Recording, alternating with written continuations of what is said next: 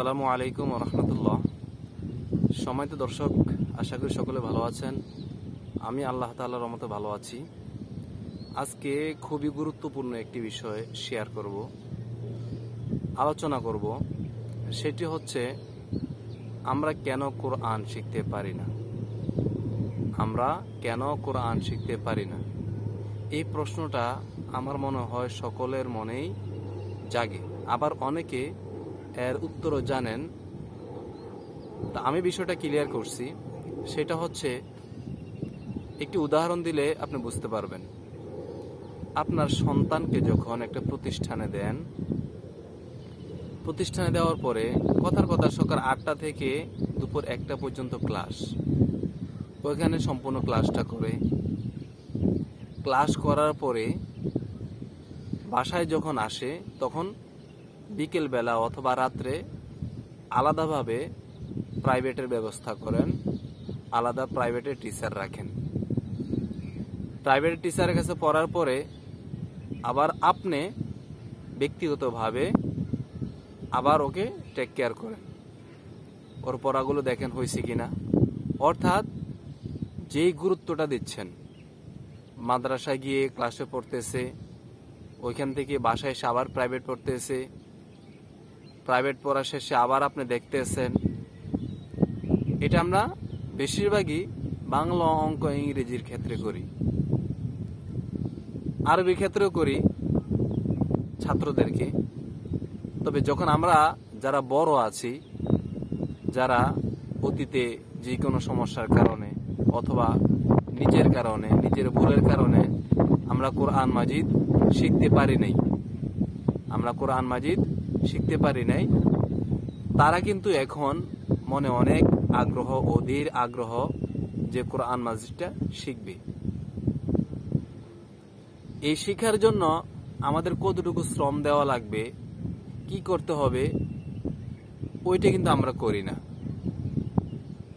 আমাদের অন্তরে অনেক আশা আকাঙ্ক্ষা, নিজে অতীতে ভুল করেছি, এখন আর সে ভুল করতে চাই না, এখন সহিশুদ্ধভাবে কোরআনটা আমরা শিখতে চাই।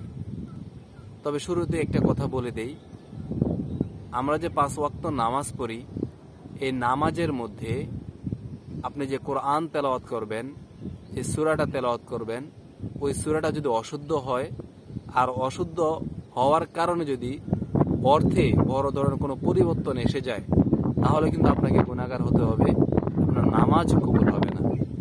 এই বিষয়টা অবশ্যই মাথায় রাখতে হবে, খেয়াল রাখবেন, আপনার নামাজ কবুল হবে না।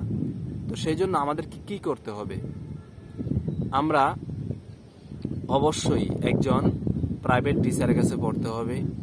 উনি যখন আরবিটা আমাদেরকে পড়া দিয়ে যাবেন, পড়া দিয়ে যাওয়ার পরে পার্সোনালভাবে আপনি একা কমপক্ষে আরো 1 থেকে 1.5 ঘন্টা সময় দিতে হবে, নিজে নিজে একা একা পড়তে হবে। ওইটা পড়ার পরে এখন বলতে পারেন যে আটকে গেলে, না বুঝলে কি করব। এখন অনলাইনের যুগ, ইউটিউবে অনেক চ্যানেল আছে যেগুলো শুধু ধারাবাহিক কোরআনী শিক্ষা দেয়, অন্য কোনো ভিডিও নেই। যেমন আমার চ্যানেলটা নুরানি কোরআন শিক্ষা সেন্টার, এটা কোরআন শিক্ষার জন্য যত কিছু আছে, আলিফ থেকে রিডিং পড়া পর্যন্ত প্রত্যেকটা তাসবিহ সহকারে এখানে দেওয়া হয়েছে, চাইলে এগুলো ফলো করতে পারেন। অর্থাৎ আপনার কোরআন মাজিদ শিক্ষা শিখবেন, এই শিখার যে আগ্রহটা, সেটা আপনার বাস্তবে রূপ দিতে হবে। বাস্তবে রূপ না দিলে, আগ্রহ ঠিকই আছে কিন্তু বাস্তবে প্র্যাকটিক্যালে নাই, তাহলে কিন্তু আপনি কোরআন মাজিদ শিখতে পারবেন না। অবশ্যই এটার পিছনে মেহনত করতে হবে। সর্বোপরি কথা হলো, যার কাছে শিখবেন অবশ্যই একা একা ইউটিউব থেকে বা কোনো ভিডিও চ্যানেল দেখে ওই পর্যায়ে শিখতে পারবেন না। একটা টিচারের কাছে সরাসরি যেরকম আপনি শিখতে পারবেন। টিচারের কাছে শিখার পরে উনি হয়তো 1 থেকে 1.5 ঘন্টা আপনাকে সময় দিবে। সময় দেওয়ার পরে আপনি আরো 1 থেকে 1.5 ঘন্টা পার্সোনাল ভাবে একা একা পড়তে হবে। ভুল হোক সঠিক ওইটা পড়তে হবে। ভুল হলে ওই টিচারকে ফোন দিবেন অথবা কারো সহযোগিতা নেবেন, তাহলে কিন্তু আপনি কিছু শিখতে পারবেন।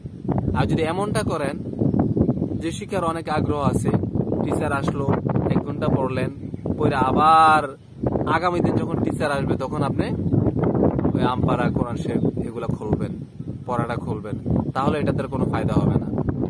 আপনি টিচার যখন যেই পড়াটা দিবে ওই পড়াটা সম্পূর্ণভাবে সহি উচ্চারণ করে প্রত্যেকটা তাসবিহ সহকারে একদম রিডিং পড়া সম্পূর্ণ কমপ্লিট করে রাখতে হবে, যাতে করে টিচার আসলে সাথে সাথে আপনি সেই পড়াটা দিতে পারেন।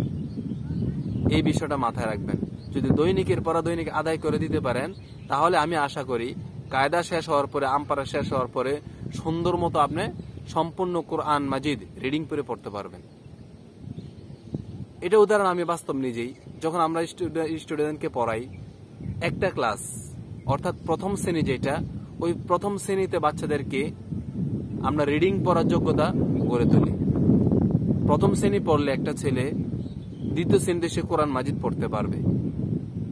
এবার চিন্তা করুন, একটা ক্লাসের ভিতরে একটা বাচ্চা বাংলা, অঙ্ক, ইংরেজি, হাদিস, মাসালা, দোয়া, কালিমা এগুলো সহ, তাসবিহ সহ কোরআন মাজিদ এগুলো একটা ক্লাসের ভিতরে কমপ্লিট করে দ্বিতীয় ক্লাসে যে কোরআন মাজিদ নেওয়া, এটা চারটেখানি ব্যাপার না, এটা কিন্তু অনেক হার্ড, অনেক কঠিন।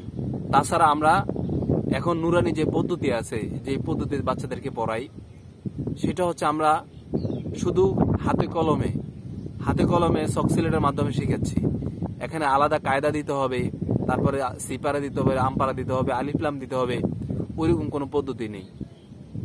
আমরা চাইলে একটা ছেলেকে শুধু হাতে কলমে শিখাইয়া কোরআন শরীফ ধরানো সম্ভব। আমপারা, কায়দা আমপারা কোনো কিছু ছাড়া কোরআন শরীফ ধরানো সম্ভব, শেখানো সম্ভব, এবং সহিশুদ্ধভাবে রিডিং। তো এটার জন্য অবশ্য ওই ধরনের শিক্ষক লাগবে, অভিজ্ঞতা সম্পন্ন, যোগ্যতা সম্পন্ন শিক্ষক লাগবে। তো আপনিও যখন কোরআন মাজিদ শিখতে চাচ্ছেন, তো অবশ্যই আপনাকে মেহনত করতে হবে, চেষ্টা করতে হবে। শুধু মনের ভিতরে আশা, আকাঙ্ক্ষা, ভালোবাসা রেখে দিলেই চলবে না। আল্লাহ তাআলা আমাদের সকলকে কথাগুলোর উপর আমল করার তৌফিক দান করুন। আমিন।